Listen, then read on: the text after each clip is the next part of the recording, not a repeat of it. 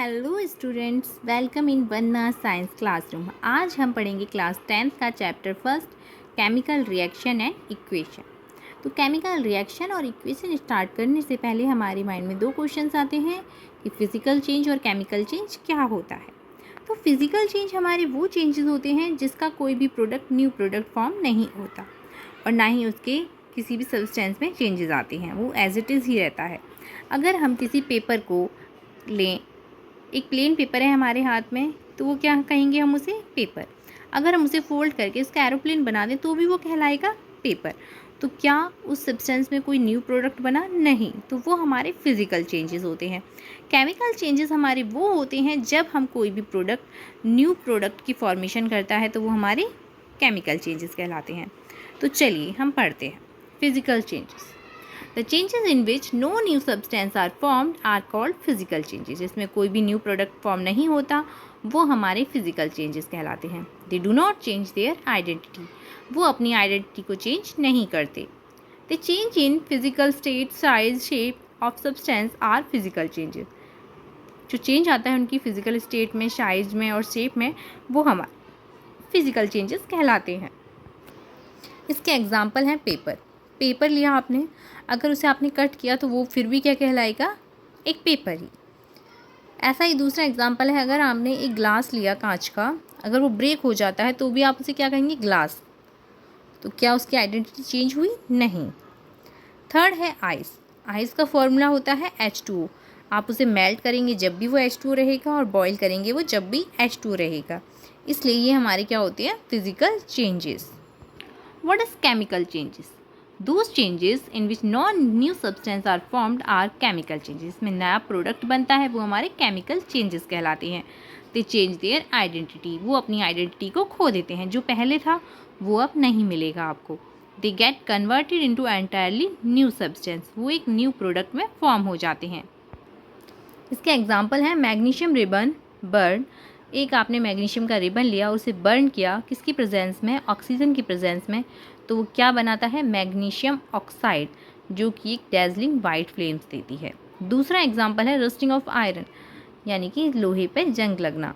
तो वो आयरन था पहले और बाद में क्या होता है? उसमें चेंजेस आता है Fe2O3.X2H2O। तो क्या हुआ? प्रोडक्ट, न्यू प्रोडक्ट फॉर्म हुआ। तो ये सब हमारे क्या होते हैं? Chemical change. वापस आप उसे उस शेप में या उस साइज में नहीं ला सकते। इसका बहुत ही इजी एग्जाम्पल आपने 6th-7th में पढ़ा होगा, H2 + O2 + H2O।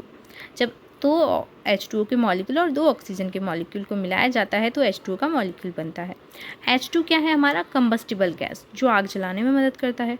O2 support combustion, जो सपोर्ट करती है आग जलने में। H2 क्या करता है? It put out fire. यानी कि दो ऐसे प्रोडक्ट जिनसे आग जलने में मदद होती है, वो ऐसा प्रोडक्ट बनाते हैं जिससे आग बुझाई जाती है। तो ये हमारा किसका एग्जाम्पल है? केमिकल चेंज का। अब आते हैं केमिकल रिएक्शंस क्या होती हैं। Chemical reaction are the process in which new substance with new product are formed. वो रिएक्शंस जिसमें क्या होता है? कोई भी न्यू सब्सटेंस फॉर्म होता है और उसकी प्रॉपर्टी भी न्यू होती है। Chemical reactions involve chemical changes. Chemical reactions में क्या होता है? केमिकल चेंजेस होते हैं। During chemical reaction, atom of one element do not change into those of another element, only an arrangement of atom take place in a chemical reaction. इसमें कोई new atom नहीं add होता, जो भी atom reaction में present होते हैं वो आपस में ही अरेंज हो जाते हैं, वो हमारी केमिकल रिएक्शन कहलाती है। ये देखिए H2 + O2, यहाँ पर हाइड्रोजन के दो मॉलिक्यूल, ऑक्सीजन के दो मॉलिक्यूल, तो H2 बना। क्या कोई और प्रोडक्ट आके जुड़ा इसमें कि यहाँ पर P, N के कुछ लगा? नहीं। H और O था, वही H और O मिलकर एक न्यू प्रोडक्ट बनाते हैं। सिर्फ अरेंजमेंट्स होती है एटम की। ये हमारी केमिकल रिएक्शंस कहलाती हैं। Characteristics of chemical reactions. Chemical reaction की क्या क्या कैरेक्टरिस्टिक्स है? इवोल्यूशन ऑफ गैस, गैस का निकलना। कलर चेंज हो जाता है प्रोडक्ट का। चेंज इन टेम्परेचर, उसका टेम्परेचर चेंज हो जाएगा, या तो कम हो जाएगा या ज़्यादा हो जाएगा। चेंज इन स्टेट, उसकी स्टेट चेंज हो जाएगी। तो इवोल्यूशन ऑफ गैस का एग्जांपल है ZnH2SO4। जब आप जिंक को सल्फ्यूरिक एसिड के साथ रिएक्ट करवाते हैं तो ZnSO4 बनता है, zinc sulphuric. Plus H2 gas evolve होती है। कलर चेंज, जब आप Fe आयरन को कॉपर सल्फेट के साथ रिएक्ट कराते हैं तो FeSO4 प्लस Cu बनता है। FeSO4 जो कि रेड कलर का होता है। चेंज इन टेम्परेचर, जब आप कैल्शियम ऑक्साइड को वाटर के साथ रिएक्ट कराते हैं तो हीट इवॉल्व होती है और उसका टेम्परेचर इंक्रीज़ हो जाता है।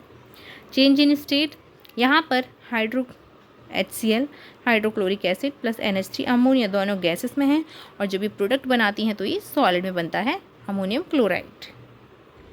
दूसरी एक्टिविटी है लेड नाइट्रेट, जिसका फॉर्मूला होता है PbNO3 का whole square 2 plus potassium iodide Ki। जब इन दोनों को रिएक्ट कराया जाता है तो ये देता है PbI2 plus KNO3। PbI2 yellow colour का PPT देता है। अगर PPT आए तो भी वो हमारा क्या हो रहा है, कैरेक्टरिस्टिक्स है केमिकल रिएक्शंस की। अब आती है केमिकल इक्वेशन। इक्वेशन से ही पता चल रहा है इक्वल होना दोनों तरफ। Mg प्लस O2 को जब हम रिएक्ट कराते हैं तो ये MgO बनाता है। Mg कितने हैं, एक। ऑक्सीजन के कितने एटम हैं, 2। MgO, Mg का भी 1 है और ऑक्सीजन का भी 1 है।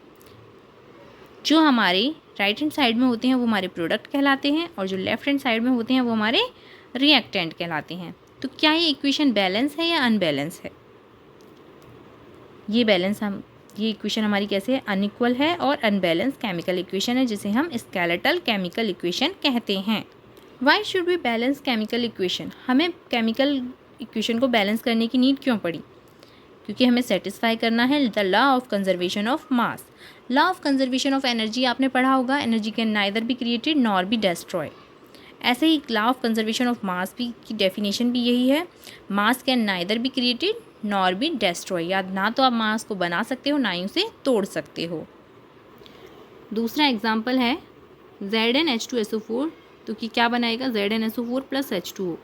यहाँ पर देखिए Zn 1 है, H2 के 2 मॉलिक्यूल, सल्फ़र का 1, ऑक्सीजन के 4, जिंक का 1, सल्फ़र का 1, ऑक्सीजन के 4, H का हाइड्रोजन के 2।